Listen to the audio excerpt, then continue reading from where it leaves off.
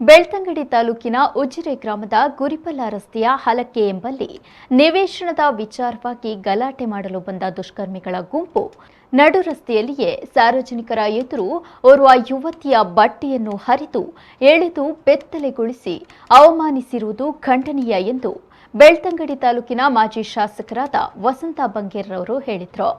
ಅವರು ಬೆಳ್ತಂಗಡಿಯಲ್ಲಿ ಸುದ್ದಿಗೋಷ್ಠಿ ನಡೆಸಿ ಇದರ ಬಗ್ಗೆ ದೂರು ಕೊಟ್ಟರೂ ಅಪರಾಧಿಗಳನ್ನು ಬಂಧಿಸಿಲ್ಲ. ಈ ರಾಜ್ಯದಲ್ಲಿ ದಲಿತರಿಗೆ ರಕ್ಷಣೆ ಇಲ್ಲ. ಇಲ್ಲಿನ ಪೊಲೀಸರು ಅಪರಾಧಿಗಳ ಪರವಾಗಿ ಇದ್ದಾರೆ ಎಂದು ಹೇಳಿದರು. ಒಂದು ವೇಳೆ ಬಂಧಿಸದಿದ್ರೆ ಮೇ 9ರಂದು ಬೆಳಿಗ್ಗೆ 11 ಗಂಟೆಯಿಂದ ಅಹೋರಾತ್ರಿ ಧರಣಿ ನಡೆಸುತ್ತೇವೆ ಎಂದು ಹೇಳಿದರು. ಈ ರೀತಿಯಾಗಿ ಒಂದು ಅಮಾನುಷ ಕೃತ್ಯವನ್ನು ಮಾಡಿದಂಥ ಬಿಜೆಪಿಯ ಒಂದು ತಂಡ, ಅದು ಕೂಡ ಇಂಥ ಕೃತ್ಯಕ್ಕೆ ನಮ್ಮ ತಾಲೂಕಿನ ಭಾರಿ ದೊಡ್ಡ ಶಾಸಕ 45% ಸಪೋರ್ಟ್ ಮಾಡಿ ಅವರ ಮೇಲೆ ಕೇಸ್ ಹಾಕದಂತೆ ಪ್ರಾಮಾಣಿಕ ಪ್ರಯತ್ನವನ್ನು ಮಾಡಿದೊಬ್ಬ ಸಾಧಕ, ವೀರ, ಶೂರ ಇದ್ದರೆ ಅದು ಹರೀಶ್ ಪೂಂಜಾ ಶಾಸಕ ಅಂತ ಹೇಳಿ ನನಗೆ ಸಂದರ್ಭಿಸ್ತಾರೆ. ಶೂರನೂ ಹೌದು, ವೀರನೂ ಹೌದು, ಭ್ರಷ್ಟಾಚಾರಿಯೂ ಹೌದು. ಕರ್ನಾಟಕ ರಾಜ್ಯದಲ್ಲಿ, ದೇಶದಲ್ಲೇ 45% ಕಮಿಷನ್ ಹೊಡೆಯುವ ಶಾಸಕ. ಆ ಶಕ್ತಿಯಿಂದ ಈ ರೀತಿಯ ಒಂದು ಪ್ರಕರಣವನ್ನು ಉಜಿರೆಯಲ್ಲಿ ಮಾಡಿದ್ದಾರೆ. ಈ ಪ್ರಕರಣದಲ್ಲಿ ಕಾರ್ಮಿಕ ನಾಯಕ BM ಭಟ್ರು ಒದ್ದಾಡಿ, ಪರದಾಡಿ, ಬಡಿದಾಡಿ, ಬೊಬ್ಬೆ ಹಾಕಿ ಏನೇನೋ ಮಾಡಿದರು. ಒಂದು ಕೇಸ್ ರಿಜಿಸ್ಟರ್ ಮಾಡಿ ಅಂತ ದುಂಬಾಲು ಬಿದ್ದರು ಪೊಲೀಸ್ನವರು. ಯಾವ ಪೊಲೀಸ್ನವರು ಯಾರೇ ಅನ್ನಿಲ್ಲ. ಕಾರಣ ಅಲ್ಲಿ ಭಾರಿ ದೊಡ್ಡ ಲೀಡರು, ಶಾಸಕ, 45% ಶಾಸಕ ಹರೀಶ್ ಪೂಂಜಾ ಇದ್ದಾರೆ. ಅವರನ್ನು ಎದುರಾದಕ್ಕೆ ಪೊಲೀಸ್ ಇಲಾಖೆ ಕಷ್ಟ. ಇದರ ಎಲ್ಲ ಇಲಾಖೆ ಅಧಿಕಾರಿಗಳು ಕೂಡ ಇದನ್ನು ನೋಡಿ ಕಣ್ಣು ಮುಚ್ಚಿ ಕೂತದ್ದೇ ವಿನ ತುಟಿ ಪಿಟಿಕ್ಕೆನ್ನಿಲ್ಲ.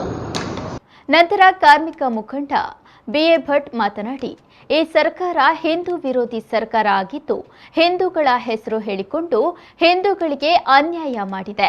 ಅಲ್ಲದೆ ಈ ಸಂತ್ರಸ್ತಿಗೆ ಕನಿಷ್ಠ 1 ಎಕರೆ ಜಾಗ ಕೊಡಬೇಕು.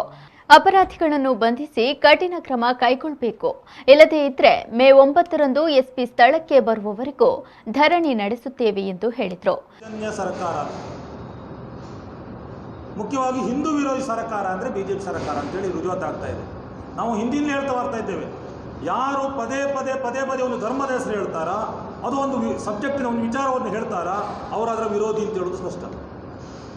100 ಸಾರಿ ಹೇಳಿದರೆ ಸತ್ಯ ಆಗ್ತಂತ ಹೇಳೋ ರೀತಿಯಲ್ಲಿ ಅವರು ಹಿಂದೂ ಉದ್ಧಾರ ಅಂತ ಹೇಳಿದರು. ಎಲ್ಲೆಲ್ಲಿ ನೋಡಿದರೂ ಕೂಡ ಹಿಂದೂಗಳಿಗೆ ಅವಮಾನ ಆಗ್ತಾ ಇದೆ, ಹಿಂದೂಗಳಿಗೆ ಸಮಸ್ಯೆ ಆಗ್ತಾ ಇದೆ, ಹಿಂದೂಗಳ ಮೇಲೆ ದಾಳಿ ಆಗ್ತಾ ಇದೆ. ಆದರೆ ಇವರು ಮಾತಾಡೋದಿಲ್ಲ. ಯಾಕಂದರೆ ಅವರು ದಲಿತರಾಗಿರ್ತಾರೆ, ಬಡವರಾಗಿರ್ತಾರೆ, ಅತ್ಯಂತ ಅಧಿಕಾರಹೀನ ಸ್ಥಿತಿಯಲ್ಲಿರ್ತಾರೆ.